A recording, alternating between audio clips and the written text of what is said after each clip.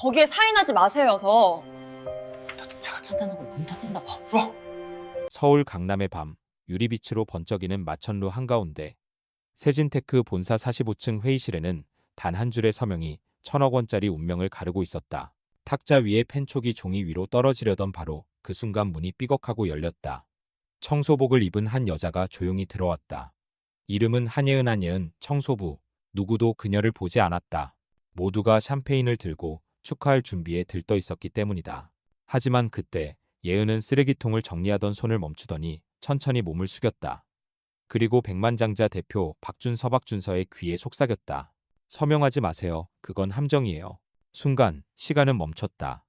회의실의 공기가 얼어붙고 모든 시선이 펜 끝에 집중됐다. 틱, 펜이 손에서 미끄러지며 바닥에 떨어졌다. 그 작은 소리는 천둥처럼 울려 퍼졌다. 지금 뭐라고요? 준서의 목소리가 낮게 떨렸다. 예은은 아무 일 없다는 듯 쓰레기통을 밀고 나갔다. 하지만 그 짧은 한마디는 거대한 제국을 흔들기 시작했다. 카메라는 천천히 회의실을 가로지른다.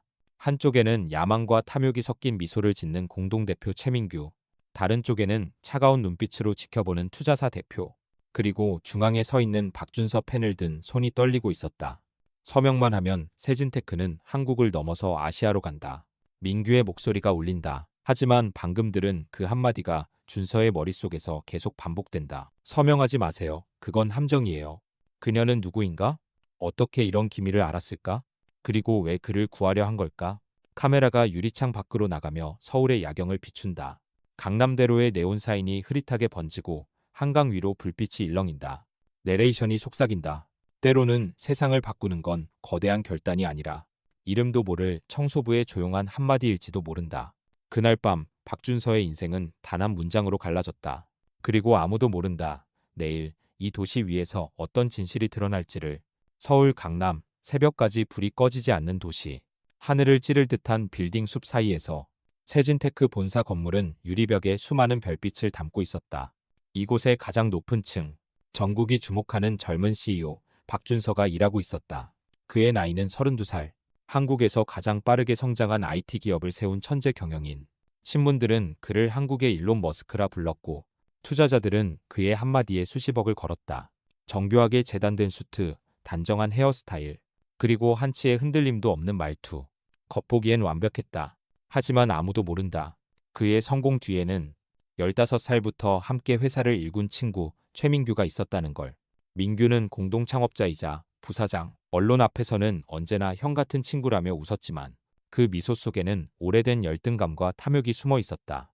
그 아래층, 창문도 없는 좁은 복도 끝, 낡은 카트와 회색 걸레통 옆에 다른 세계의 인물이 있었다. 그녀의 이름은 한예은, 세진테크 청소팀의 야간 근무자. 누군가에게는 그냥 청소부일 뿐이었지만 그녀의 손끝에는 매일 밤 이 빌딩의 먼지와 비밀이 쌓였다. 예은은 아무도 없는 새벽, 회의실 바닥을 닦으며 매번 같은 생각을 했다. 여기서 서류 한 장만 바뀌어도 어떤 인생은 날아가고 어떤 인생은 구원받겠지. 그녀의 청소 카트에는 달아빠진 고무장갑 옆으로 경제신문 한 부가 접혀 있었다. 그녀가 버리지 못하는 버릇이었다. 예전엔 재무 분석가로 일했다. 하지만 세상은 실력을 보기보다 외모와 배경을 먼저 물었다. 그리고 지금 그녀는 다시 그 회의실에 들어가기 전처럼 매일 다른 사람들의 발자국을 지우며 살았다. 위층의 회의실에서는 수천억 원 규모의 합병 계약이 준비되고 있었다. 한쪽에서는 와인잔이 부딪히고 다른 쪽에서는 새 청소포가 뿌려졌다. 두세 개는 같은 건물 안에 있었지만 단 한 번도 교차하지 않았다. 그날 밤 박준서는 바닥을 비추는 유리벽을 통해 도시의 불빛을 바라보며 말했다. 우린 해냈어, 민규. 이 계약만 성사되면 한국 경제에 새 역사가 쓰일 거야. 민규는 잔을 들며 웃었다. 물론이지, 준서야. 이제 남은 건 서명뿐이야. 그 시각 아래층 복도, 한예은은 그들이 떠난 회의실로 들어가 쓰레기통을 비우고 있었다. 그리고 종이 조각 하나가 눈에 들어왔다. 불옥시 자산분배 내역. 익숙한 회계 용어들이 스쳐 지나갔다. 그녀의 눈이 순간 흔들렸다. 이게 뭐지? 강남의 한 빌딩 안. 두 개의 세계가 조용히 스쳐갔다. 한쪽은 부와 권력의 정점, 다른 쪽은 그림자와 생존의 끝. 하지만 아무도 몰랐다. 곧 이 두 세계가 충돌하며 모든 것을 뒤집을 폭풍이 시작될 거라는 걸. 다음 날 아침 세진테크 본사 45층 회의실. 서명식이 시작되기 전 공기는 숨막히게 차가웠다. 뉴스 카메라, 기자, 투자사 대표, 그리고 박준서의 오른팔 최민규까지 모두가 하나의 목표를 향해 시선을 모았다. 이제 서명만 남았습니다. 민규의 목소리가 울렸다. 준서는 펜을 들었다. 그 순간 회의실 문이 삐걱 소리를 내며 열렸다. 회색 유니폼을 입은 청소부 한예은이 조심스레 들어왔다. 손에는 쓰레기 봉투, 눈은 바닥만 보고 있었다. 누구도 신경 쓰지 않았다. 이런 중요한 자리에 청소부가 들어오는 건 단지 잡음일 뿐이었다. 그녀는 쓰레기통을 들어 올리며 조용히 책상 아래를 닦았다. 하지만 바로 그때 시선이 서류의 한 구석에 멈췄다. 아펜딕시, 자산 분배 조항. 밤새 머릿속을 맴돌던 그 단어였다. 예은은 잠시 멈췄다. 주변은 숨소리 하나 들리지 않았다. 그리고 용기를 내어 고개를 들었다. 바로 눈앞에 서 있는 사람 백만장자 CEO 박준서. 그녀는 낮게 그러나 분명한 목소리로 속삭였다. 서명하지 마세요. 이 계약은 조작됐어요. 순간 준서의 손이 멈췄다. 펜 끝이 종이에 닿기 직전이었다. 민규가 눈살을 찌푸리며 물었다. 무슨 일이지? 준서는 아무 대답도 하지 못했다. 그의 머릿속에는 방금 들은 그 한 문장만 울리고 있었다. 카메라의 셔터 소리, 기자들의 웅성거림. 대표님, 괜찮으십니까? 계속 진행하시죠. 민규가 서류를 밀어주며 웃었다. 하지만 그 웃음 뒤로 차가운 땀이 그의 손목을 타고 흘렀다. 준서는 자리에서 일어났다. 회의 잠깐 중단합시다. 그 말에 회의실이 술렁였다. 청소부는 이미 문 쪽으로 걸어가고 있었다. 그녀의 뒷모습은 조용했지만 그 침묵이 더 큰 파문을 남겼다. 잠시 후 준서는 복도 끝에서 그녀를 불러 세웠다. 방금 말, 무슨 뜻이죠? 예은은 고개를 돌리지 않고 대답했다. 그 계약, 최민규 전무가 수정했어요. 원본 파일은 제가 본사 프린터에서 직접 봤어요. 그녀의 목소리는 떨리지 않았다. 준서는 숨을 삼켰다. 그걸 어떻게, 제가 이 회사의 쓰레기를 정리하니까요. 짧은 대답이었지만 그 안에는 묘한 확신이 담겨 있었다. 그날 저녁, 준서는 혼자 사무실에 남아 서류를 다시 살폈다. 불옥 씨의 몇몇 항목이 이상했다. 주식 비율, 해외 계좌, 비상 조항. 이건 회사 전체를 넘기는 계약이잖아. 밖은 한강 바람이 거세게 불고 유리창에 비친 그의 얼굴이 낯설었다. 그때 떠오른 건 낡은 청소복을 입고 조용히 속삭이던 여자의 눈빛이었다. 서명하지 마세요. 이건 함정이에요. 그 목소리는 단순한 경고가 아니었다. 무너져가는 양심을 깨우는 누군가의 마지막 외침 같았다. 그리고 그날 밤, 박준서의 세상은 한 청소부의 속삭임으로 균열이 생기기 시작했다. 세진테크의 대회의실, 오전 10시 58분. 모든 게 예정대로였다. 기자들은 카메라를 들고 대기했고, 투자사 대표들은 계약서 사본을 들고 자리에 앉았다. 모니터에는 자막이 떠 있었다. 세진테크 한성캐피탈 합병 조인식, 대한민국 IT 역사의 새로운 장을 연다. 하지만 단 한 사람만이 그 문장을 끝까지 읽지 못했다. 박준서였다. 그의 손은 여전히 펜을 쥐고 있었지만 머릿속에서는 한예은의 말이 계속 울리고 있었다. 서명하지 마세요. 이건 함정이에요. 눈앞에 놓인 계약서는 여느 때처럼 깔끔했다. 민규가 준비한 프리젠테이션은 완벽했고 한성캐피탈 대표는 미소를 지으며 시계를 흘끗 봤다. 대표님, 시간입니다. 순간 준서의 시선이 창밖으로 향했다. 유리병 너머 서울의 아침이 눈부셨다. 그 안에서 문득 유니폼을 입은 한예은이 복도를 걸어가던 장면이 떠올랐다. 그 눈빛, 거짓이 없었다. 준서는 천천히 펜을 내려놓았다. 그리고 낮게 말했다. 5분만 시간을 주시죠. 회의실이 순간 조용해졌다. 민규가 미간을 찌푸렸다. 준서야, 무슨 말이야? 이건 이미 확정된 사안이야. 확정이라도 서명은 내가 하는 거야. 그 짧은 대화가 이 거대한 제국의 균열을 시작하게 될 줄 아무도 몰랐다. 카메라 기자들이 서로를 바라봤고 투자사 대표들은 불편한 미소를 지었다. 누군가는 속삭였다. 대표가 긴장했나 봐. 그러나 민규의 표정은 굳어 있었다. 준서는 손목시계를 바라봤다. 초침이 천천히 움직였다. 단 5분이면 됩니다. 그동안 서류를 다시 검토하죠. 그는 자리에서 일어나 비서에게 조용히 지시했다. 회의 잠시 중단합니다. 커피 준비 좀. 비서는 당황한 표정으로 고개를 끄덕였다. 그가 회의실을 나가자 민규는 곧장 핸드폰을 꺼내 누군가에게 메시지를 보냈다. 그 여자를 찾으세요. 바로 지금. 복도 끝 엘리베이터 문이 닫히기 직전 준서는 한예은을 보았다. 그녀는 쓰레기 봉투를 들고 있었고 놀란 눈으로 그를 바라봤다. 5분만 줘요. 당신이 본 게 뭔지 지금 말해줘요. 준서의 목소리는 절박했다. 예은은 잠시 망설였다. 이 계약서에는 원본에 없던 조항이 있어요. 불옥 씨의 자산 분배 비율이 바뀌었어요. 그게 실행되면 세진테크는 한성의 소유가 됩니다. 준서의 눈빛이 흔들렸다. 그걸 어떻게 알았죠? 제가 쓰레기를 버리면서 봤어요. 원본 인쇄본은 제가 직접 회수했어요. 시간은 11시 3분. 단 5분. 그러나 그 짧은 연기가 세진테크의 운명을 갈라놓고 있었다. 그는 다시 회의실로 들어가며 작게 중얼거렸다. 이제부터 이 5분이 역사가 될지도 몰라. 그리고 아무도 모르게 청소부의 한마디가 대한민국 재계 전체를 뒤흔들 첫 파동이 되고 있었다. 그날 밤 세진테크 본사는 모든 불이 꺼졌지만 단 한층 박준서의 집무실만은 환하게 빛나고 있었다. 테이블 위에는 합병 계약서와 인쇄된 부록들이 흩어져 있었다. 준서는 노트북 화면을 열고 문서 메타데이터를 확인했다. 수정자 CHY MINE. 그의 눈동자가 서서히 흔들렸다. 민규가. 그는 곧장 인사팀 시스템에 접속했다. 한예은 청소 용역 직원 계약직 6개월 차. 하지만 이력서의 아래쪽 삭제되지 않은 한 줄의 기록이 눈에 들어왔다. 고려대학교 경제학과 수석 졸업, 대한전략컨설팅 근무 3년. 그는 숨을 삼켰다. 청소부가 아니라 재무 전문가였다. 그 시각 한예은은 회사 건물 뒤편의 좁은 계단을 걸어 내려가고 있었다. 비가 내리고 있었고 손에는 낡은 휴대폰 하나가 쥐어져 있었다. 그 안에는 녹음 파일이 하나 저장되어 있었다. 녹음 한성캐피탈은 이미 세진을 먹을 준비가 됐어. 불옥 씨만 바꾸면 돼. 준서는 모르고 서명할 거야. 목소리의 주인은 최민규였다. 예은의 표정은 굳어 있었다. 그녀는 알고 있었다. 이걸 내놓는 순간 자신의 인생이 다시는 예전으로 돌아갈 수 없다는 걸. 다음 날 박준서는 비서에게 연락을 끊으라는 지시를 내렸다. 그리고 아무에게도 말하지 않은 채 지하주차장으로 내려갔다. 비에 젖은 공기를 가르며 그는 건물 근처의 작은 카페로 향했다. 그곳에는 이미 한예은이 앉아 있었다. 머리카락은 젖어 있었고 손에는 커피 대신 따뜻한 물 한 잔이 있었다. 당신 대체 누굽니까? 준서의 목소리는 낮았지만 단호했다. 예은은 눈을 들었다. 예전엔 대한전략 컨설팅에서 일했어요. 당신 회사의 초기 투자 분석을 제가 담당했죠. 준서는 믿기지 않는 듯 웃었다. 그럼 왜 지금은 청소부로 일합니까? 사람들은 이력서보다 계급을 먼저 보잖아요. 동생 수술비가 급했어요. 그래서 아무 일이라도 해야 했죠. 그녀는 잠시 말을 멈추고 휴대폰을 꺼내 재생 버튼을 눌렀다. 녹음 속에서 들려온 민규의 목소리. 서명만 하면 준서의 지분은 내 거야. 공기는 찢어질 듯 무거웠다. 준서의 손끝이 떨렸다.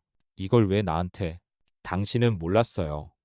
하지만 당신이 모른 채 서명하면 수백 명의 직원이 거리로 나앉게 돼요. 예은의 눈빛은 흔들리지 않았다. 전 진실을 버리고 살 수 없어요. 비록 제 자리는 쓰레기통 옆이라도요. 준서는 그녀를 바라보며 아무 말도 하지 못했다. 유리창 밖으로 빗줄기가 길게 내려앉았다. 그는 조용히 말했다. 한예은 씨, 당신의 말이 사실이라면 이건 단순한 계약이 아니군요. 이건 전쟁이에요. 그 순간 그녀의 정체가 완전히 드러났다. 더 이상 청소부가 아니라 진실을 지키는 내부 고발자였고 그녀의 용기가 이 싸움의 불씨가 되었다. 그날 밤 서울의 빗소리 속에서 한 사람의 운명과 한 제국의 균열이 동시에 시작되고 있었다. 세진테크 본사 월요일 오전 9시 직원 전체가 초대된 비상전사회의가 열렸다. 박준서가 직접 주재하는 자리라 모두가 긴장된 표정으로 자리에 앉았다. 하지만 정작 그 누구도 알지 못했다. 이 회의가 단순한 보고가 아니라 누군가를 향한 공개 처형이 될 거라는 걸. 무대 중앙에는 공동대표 최민규가 서 있었다. 정장 재킷 안주머니에서 무언가를 꺼내며 입가에 차가운 미소를 지었다. 대표님, 그리고 임직원 여러분. 저희 회사의 내부 보안에 중대한 문제가 발생했습니다. 순간 스크린이 켜졌다. 보안 영상 하나가 재생됐다. 그 안에는 청소복을 입은 한예은이 밤중에 회의실 서류를 들춰보는 장면이 담겨 있었다. 회의실이 술렁였다. 청소부가 회사 기밀을 훔쳤다고? 어떻게 저렇게 들어가? 속삭임들이 쏟아졌다. 민규는 손에 든 서류를 높이 들었다. 이 여직원은 회사 내부 정보 유출 혐의로 조사를 받고 있습니다.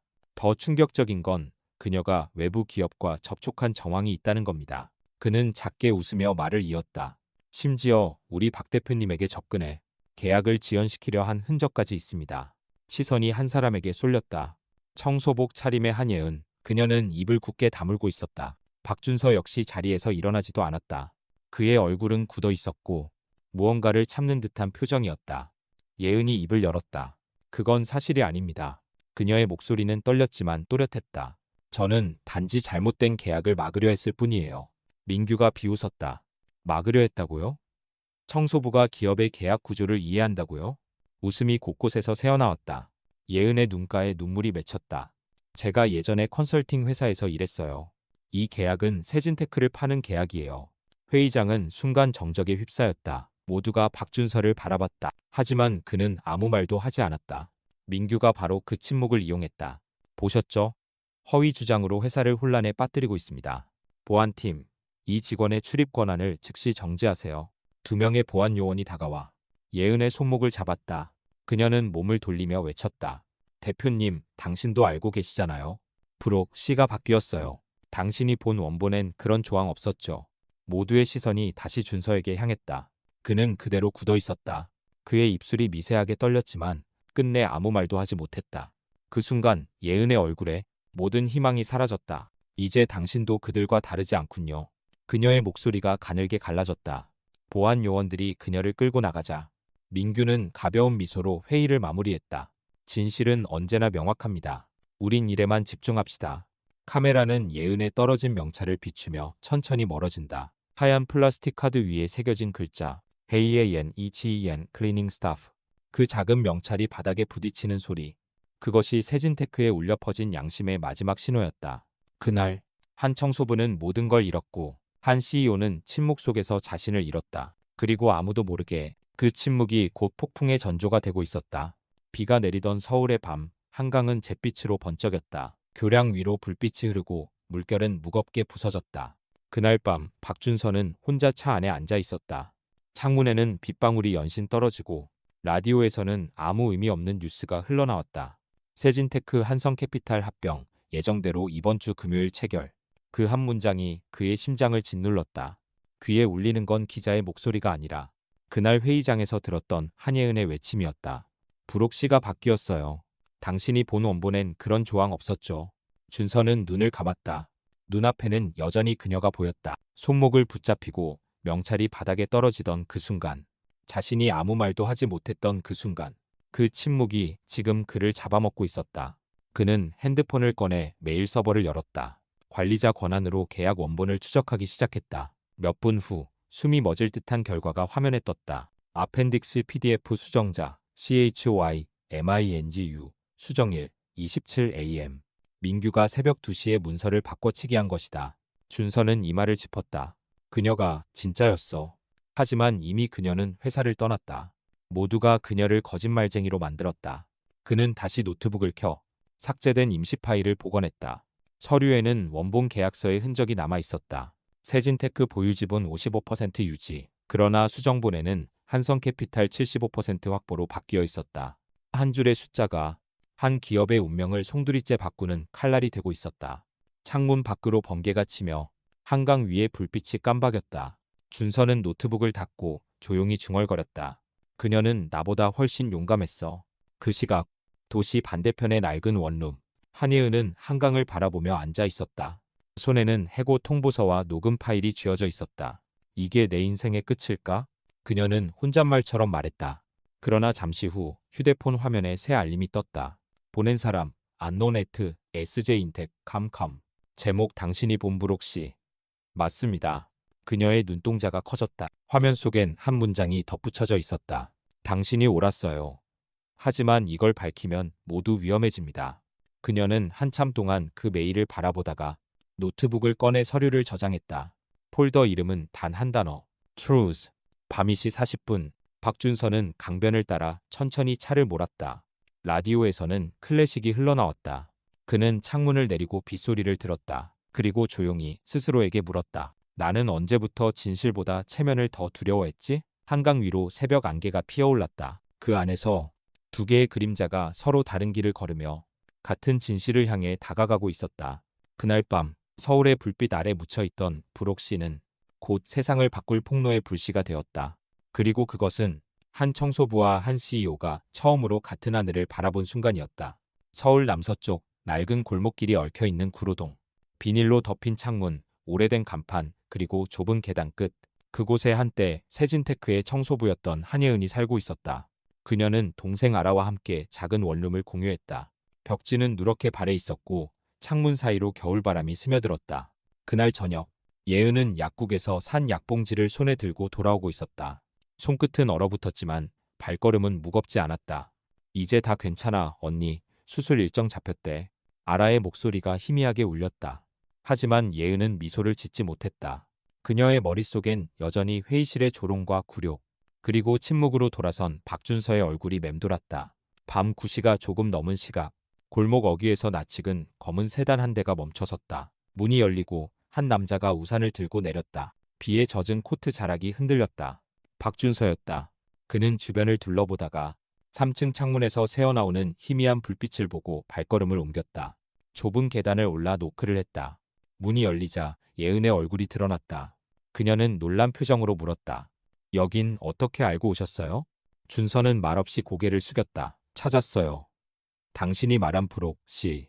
그의 손에는 프린트된 문서가 젖은 채 들려 있었다. 당신이 맞았습니다. 예은은 한동안 그를 바라보다가 조용히 말했다. 이제 와서 무슨 의미가 있죠? 저는 이미 해고됐고 제 이름은 거짓말쟁이가 됐어요. 준서는 고개를 들지 못했다. 그때 아무 말도 하지 못했어요. 겁이 났어요. 회사가 무너질까봐. 하지만 지금 생각해보면 진짜 무너진 건 제 양심이었어요. 잠시 정적이 흘렀다. 밖에서는 빗방울이 낙엽 위를 두드리고 있었다. 준서는 조심스럽게 작은 봉투를 내밀었다. 이건 동생 수술비예요. 제 돈이 아니라 당신이 지켜낸 회사의 돈에서 나온 겁니다. 예은의 손이 떨렸다. 왜? 이제 와서 이런 걸 하세요? 늦었지만 사과하고 싶었습니다. 그는 천천히 고개를 숙였다. 당신의 용기가 저를 구했습니다. 예은은 눈을 감았다. 그녀의 눈가에 눈물이 맺혔다. 저는 구하려 한 게 아니라 그냥 옳은 일을 하고 싶었을 뿐이에요. 그녀는 잠시 창밖을 바라봤다.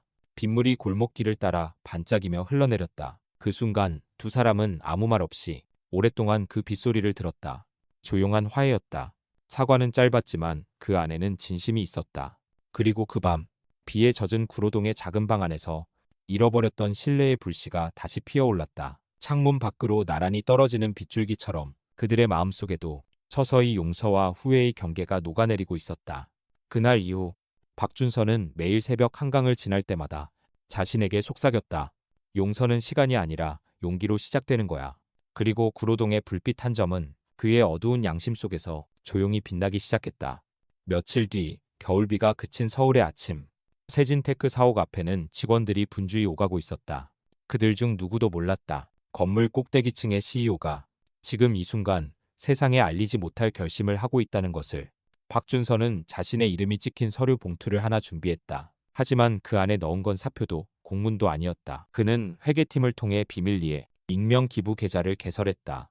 수혜 대상, 서울대병원 심장수술 대기자 하나라. 그는 어떤 이름도 남기지 않았다. 단지 송금 내역에 단 한 문장만 남겼다. 세상은 아직 따뜻하다고 그 아이가 믿을 수 있기를. 그날 오후 한예은은 병원 로비에서 기적 같은 소식을 들었다. 보증금이 입금됐어요. 수술 일정 확정입니다. 그녀는 말문이 막혔다. 그럴 리가 없어요. 저는 그런 돈이 없는데. 익명 기부라고 하네요. 아마 누군가가 도와주신 것 같아요. 간호사의 말에 예은은 눈을 떼지 못했다. 손끝이 떨리며 봉투를 꼭 쥐었다. 그녀는 창밖을 보았다. 서울의 겨울 하늘 아래 눈발이 가볍게 날리고 있었다. 그 순간 떠오른 것은 준서의 말이었다. 늦었지만 사과하고 싶었습니다. 눈물이 맺혔다. 그녀는 알았다. 그 익명의 손길이 누구인지를.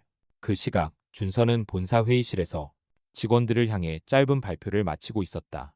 이번 분기부터 회사 이익의 일부를 사회공헌기금으로 전환합니다. 프로젝트 이름은 헨 리버 펀드입니다. 누군가 물었다. 그 헨은 혹시? 준서는 미소만 지었다. 그냥 우리가 사는 도시의 이름입니다. 그는 더 이상 변명을 하지 않았다. 대신 행동으로 속죄했다. 밤마다 직원들의 계약서를 직접 검토했고 비정규직의 임금 체계를 다시 조정했다. 그가 말하던 효율이라는 단어는 이제 사람이라는 뜻으로 바뀌어 있었다. 한편 병원 복도 끝에서 예은은 수술을 마친 아라의 손을 꼭 잡고 있었다. 언니, 이거 다 당신 덕분이야. 그녀는 고개를 저었다. 아니야, 어떤 사람이 우리를 기억해줬어. 그녀는 잠시 창밖을 바라봤다. 멀리 한강 건너편 세진테크 빌딩의 불빛이 반짝였다. 그리고 마음속으로 속삭였다. 감사합니다. 이름 모를 당신에게. 며칠 뒤 박준서는 회사 옥상에 섰다. 도시의 불빛이 강물에 반사되고 차가운 바람이 코트를 스쳤다. 그는 조용히 중얼거렸다. 그녀가 내게 가르쳐준 건 용서는 말이 아니라 선택이라는 거야. 그날 이후 박준서의 이름은 더 이상 기사 헤드라인에 오르지 않았다. 대신 세진테크는 가장 신뢰받는 기업으로 불리기 시작했다. 그리고 서울의 어딘가 누군가는 아직도 그 회색 유니폼을 입고 조용히 미소 짓는다. 세상을 바꾼 건 CEO가 아니라 한 명의 청소부였다. 그들의 이야기는 그렇게 익명의 속죄로부터 다시 시작되고 있었다. 눈 덮인 서울의 아침. 세진테크 본사 유리창에는 흐릿한 김이 맺혀 있었다. 그날 CEO 박준서는 누구보다 일찍 출근했다. 전날 밤 그는 헨 리벌 펀드의 첫 기부 내역을 검토하며 조용히 마음의 평화를 되찾고 있었다. 그러나 그 평온은 오래가지 않았다. 오전 9시 17분 비서실로 한 통의 익명 이메일이 도착했다. 보낸 사람 Truth Hunter AT Unknown KR 제목가 한혜은 익명 기부의 진짜 주인. 내용은 짧았다. 회사의 자금이 개인적 감정으로 사용된 증거. 세진테크의 구원자가 사실은 위선자였다는 기사. 내일 아침 모든 포털 메인에 올라갈 예정입니다. 준서의 손끝이 하얗게 질렸다. 누군가 그가 병원에 보낸 기부금을 추적한 것이다. 이건 단순한 루머가 아니라 명백한 협박이었다. 잠시 후 그의 휴대폰이 울렸다. 박 대표님, 오랜만이네요. 익숙한 목소리 전 CFO 최민규였다. 이미 해임된 그 남자는 마치 오래 기다린 듯한 어조로 말을 이었다. 내가 가진 자료를 조용히 묻는데 필요한 건 단 하나뿐이에요. 서명. 그는 새로운 계약서를 보내왔다. 그 안에는 회사의 지분 30%를 해외 투자사 명목으로 이전하는 조항이 숨어 있었다. 거절하면? 그럼 당신의 영웅적인 속죄가 한낱 불륜 스캔들과 횡령 사건으로 바뀌게 되겠죠.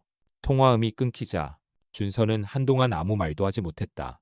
그의 머릿속에는 오직 한 사람, 한예은의 얼굴만이 떠올랐다. 그녀는 이제 막 동생의 수술이 끝나고 새로운 삶을 준비하고 있었다. 이 협박이 현실이 되면 그녀의 이름은 다시 세상의 조롱거리가 될 것이다. 준서는 서류를 바라보며 낮게 중얼거렸다. 이번엔 절대 도망치지 않겠어. 그날 오후 그는 예은에게 아무 말도 하지 않은 채 본사보안팀에 비밀 지시를 내렸다. 지난주 삭제된 CCTV 백업을 복원해 특히 재무실 근처 화면이 깜박이더니 하얀 정장을 입은 최민규가 USB를 꽂는 장면이 선명히 나타났다. 역시 너였군. 준서는 그 장면을 노트북에 저장하며 또 다른 복사본을 외장하드에 옮겼다. 그리고 익명 메일함으로 한 통의 답장을 보냈다. 협박을 중단하라. 나는 이미 모든 증거를 확보했다. 타종 이진이다. 타종 이진이다. 하지만 몇 분 뒤 그의 휴대폰으로 사진 한 장이 도착했다. 구로동의 좁은 골목. 그곳을 걷고 있는 한예은과 아라의 모습. 아래에는 짧은 문장이 적혀 있었다. 당신이 입을 열면 그녀들이 사라질 수도 있겠죠. 손에 쥔 폰이 떨어질 만큼의 공포가 밀려왔다. 준서는 의자에 몸을 기댄 채 눈을 감았다. 이건 단순한 협박이 아니었다. 이건 신의 시험 같았다. 그가 진짜로 옳은 선택을 할 수 있는지 묻는 그의 숨소리가 거칠어졌다. 한강 위로 다시 눈발이 날리던 오후. 박준서는 결심했다. 이번엔 두려움이 아니라 진실로 싸운다. 그는 노트북을 닫고 조용히 속삭였다. 이제부터 나의 속죄는 끝이 아니라 시작이다. 그리고 그날 밤 서울의 불빛 아래에서 어둠 속 누군가가 그 결심을 지켜보고 있었다. 겨울의 끝자락 서울 강남의 하늘은 유리처럼 차가웠다. 세진테크 본사 45층 임원 전체가 모인 긴급 이사회가 열리고 있었다.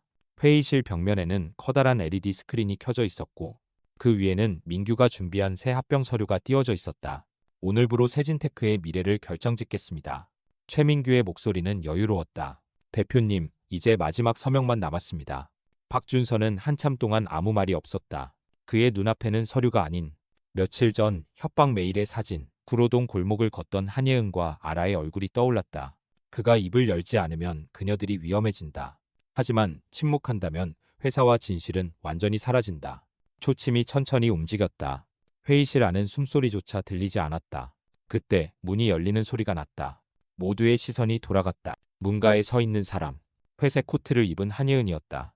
그녀의 눈빛은 단단했고 손에는 노트북을 들고 있었다. 민규의 표정이 일그러졌다. 보안팀, 이 여자를 당장. 그럴 필요 없습니다. 준서의 목소리가 낮게 울렸다. 오늘 이 자리는 진실을 밝히기 위한 회의니까요. 그는 리모컨을 눌렀다. 스크린이 바뀌며 한 영상이 재생됐다. 보안실 CCTV 기록. 새벽 2시 민규가 재무실에서 USB를 꽂고 파일을 수정하던 장면이었다. 그 뒤로는 음성 녹취가 이어졌다. 브록시만 바꾸면 돼. 준서는 절대 모를 거야. 이 회사는 내 손에 들어올 거야. 회의실이 얼어붙었다. 민규는 자리에서 벌떡 일어나 소리쳤다. 이건 조작이야. 이건. 하지만 예은이 앞으로 나섰다. 조작이라면 왜 이 송금 내역에는 당신 이름이 찍혀 있을까요? 스크린에 또 다른 파일이 떴다. 한성캐피탈 비밀 계좌로 이체된 500억 원. 송신자 최민규. 사인 윤하경. 그녀가 숨죽여 말했다. 당신들은 이 회사를 팔려 했어요. 그리고 저를 거짓말쟁이로 만들었죠. 한순간 폭풍이 터진 듯 회의실이 뒤흔들렸다. 기자들이 몰려들고 직원들이 휴대폰을 꺼내 녹화를 시작했다. 민규는 준서를 향해 달려들었다. 너도 알고 있었잖아. 너도 똑같. 그러나 그 순간 회의실 문이 열리고 경찰들이 들어왔다. 최민규, 윤하경 씨. 횡령 및 문서 위조 혐의로 체포합니다. 수갑이 찰칵 소리를 내며 채워졌다. 민규는 울분에 찬 눈빛으로 외쳤다. 넌 내 모든 걸 훔쳤어, 준서. 준서는 조용히 대답했다. 아니, 난 내가 버린 양심을 되찾았을 뿐이야. 모든 게 끝났을 때 회의실 안에는 오직 두 사람만 남았다. 준서와 예은. 그는 그녀를 바라보며 미소 지었다. 당신이 없었다면 이 회사는 이미 끝났을 겁니다. 예은은 고개를 저으며 말했다. 아니요, 대표님. 진실은 언제나 누군가의 용기로부터 시작되니까요. 밖에서는 강남의 불빛이 유리창에 반사되고 있었다. 그 빛 사이로 눈처럼 가벼운 흰 입김이 떠올랐다. 그날 밤 세진테크는 무너진 것이 아니라 다시 태어났다.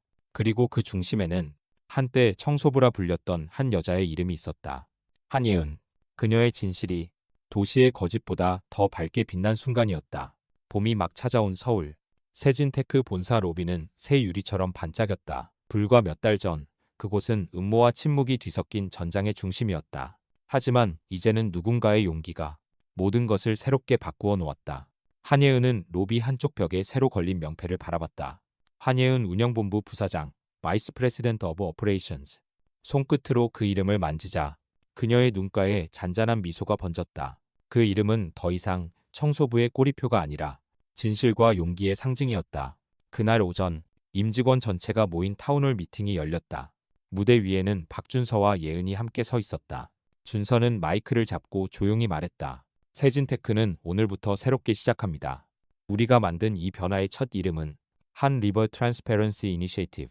진실 위에 세워진 회사가 가장 강하다는 걸 한 사람이 증명해줬습니다. 조명이 예은을 비췄다. 사람들은 박수를 쳤다. 하지만 그녀는 머리를 숙였다. 저는 거창한 일을 한 게 아닙니다. 그저 바닥에서 본 것을 말했을 뿐이에요. 진실은 늘 낮은 곳에 있습니다. 그녀의 말에 사내 직원 몇 명의 눈시울이 붉어졌다. 한때 그녀가 닦던 바닥, 그 위를 오늘은 수많은 사람들이 당당히 걸었다. 그리고 그 바닥은 더 이상 누군가를 아래로 내리누르는 공간이 아니었다. 며칠 뒤, 예은은 여전히 매일 아침 일찍 출근했다. 하지만 이제 그녀의 손에는 걸레 대신 서류 파일과 노트북이 들려 있었다. 그녀는 신입 사원들과 눈을 맞추며 말했다. 진짜 리더십은 위에서 지시하는 게 아니라 먼저 손을 더럽힐 줄 아는 마음이에요. 박준서는 그 말을 들으며 창가에 서 있었다. 한강이 반짝이고 도시가 새벽빛에 물들고 있었다. 그는 속으로 중얼거렸다. 그녀는 회사를 구한 게 아니라 우리 모두의 양심을 구했어. 카메라가 천천히 회전하며 유리병 너머의 도시를 비춘다. 낮은 곳에서 시작된 이름 없는 용기가 거대한 빌딩의 꼭대기까지 올라온 순간 화면에는 마지막 자막이 떠오른다. 진실을 말할 용기. 그것이 인생을 바꾸는 첫걸음입니다. 그리고 엔딩 장면. 예은이 회의실 문을 닫으며 미소 짓는다. 그녀의 책상 위엔 오래된 걸레가 조심스레 접혀 있었다. 과거를 부끄러워하지 않기 위한 자신과의 약속처럼. 카메라가 멀어지며 내레이션이 잔잔히 흐른다. 누군가의 인생은 작은 선택 하나로 다시 빛날 수 있습니다. 그리고 때로는 그 시작이 걸레 한 장일 수도 있죠. 이 이야기가 마음에 닿았다면 청소부의 인생 이야기, 청소부의 인생 이야기 채널을 구독하고 또 다른 삶의 기적을 함께 지켜봐 주세요. 다음 이야기에서도 가장 낮은 자리에서 피어나는 진심을 전해드리겠습니다.